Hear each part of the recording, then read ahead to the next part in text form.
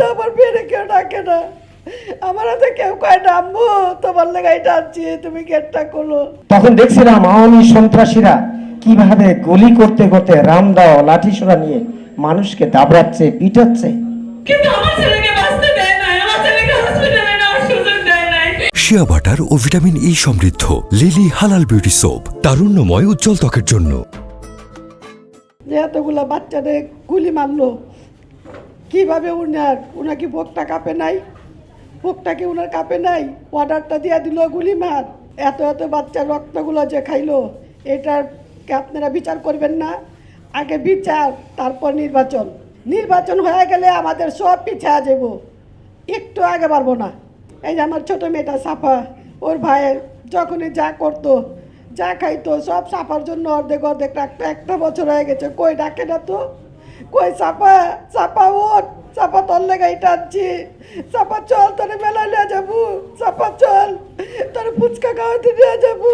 এখন তো আমার বেড়ে কেউ ডাকে না, আমার হাতে কেউ কয় না আম্মু তোমার লেগাই টানছি, তুমি গেটটা খোলো। প্রত্যেকটা রমজান মাসে 30 দিন বইরা আমার ছেলে আমার জন্য প্রত্যেকটা দিন এটা ওইটা নিয়ে আইছে। এই রমজান গেলো একা, আমার ছেলে ছাড়া আমি রমজান করছি, ঈদ করছি, আমার কাছে কেমন লাগছে। বিকেল 5:30 একটা ফোন আসছিল, মাহফুজ বুলেট খেয়েছে। আমি খুঁজতে বের হয়েছিলাম আসরের নামাজ পড়ে। মাহফুজের যে বিদ্যাপীঠ আলহাজ আব্বাসউদ্দিন উচ্চ বিদ্যালয়ের পাশ থেকে যাচ্ছিলাম, তখন দেখছিলাম আওয়ামী সন্ত্রাসীরা কিভাবে গুলি করতে করতে রামদাও লাঠিসোঁটা নিয়ে মানুষকে দাবড়াচ্ছে, পিটাচ্ছে। আমি তখন স্কুলের পিছন দিয়ে বেরোয় 10 নম্বরের দিকে অ্যাডভান্স হচ্ছিলাম।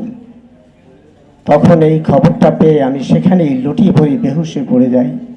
মাহফুজকে সারা রাত খোঁজা হয়েছিল, সরোয়ার্দী হাসপাতাল, মিরপুরের যতগুলি হাসপাতাল সব খোঁজা হয়েছিল, কোথাও পাওয়া যায়নি। শুক্রবার, শনিবার সকালে ঢাকা মেডিকেল সহ সব জায়গায় খোঁজা পায়। আবার সরোয়ার্দী মেডিকেল কলেজের মর্গে গিয়ে মাহফুজের লাশ পেয়েছিলাম। সেই দিন হাসপাতাল কর্তৃপক্ষ এবং সেখানে যে পুলিশ প্রশাসন ছিল লাশ দিবে না। আমি পা জড়িয়ে বলছিলাম আমার লাশটা, আমার ছেলের লাশটা আমাকে ভিক্ষা দেওয়া হোক।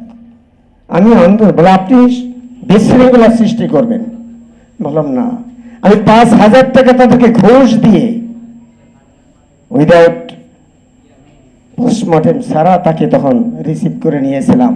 এরপরে আমি বাড়িতে গিয়ে রাত্র 12টায় দাফন দিয়েছিলাম গ্রামের বাড়িতে। এরপর থেকে আমাকে পুলিশ এবং আওয়ামী সন্ত্রাসীরা দাবাতে শুরু করে আমি এলাকা ছেড়ে সেই বরগুনার পাথরঘাটায় গিয়ে 5ই আগস্ট পর্যন্ত লুকিয়েছিলাম। আমি আর্থিক দিক দিয়ে তো অসুস্থ ছিলাম।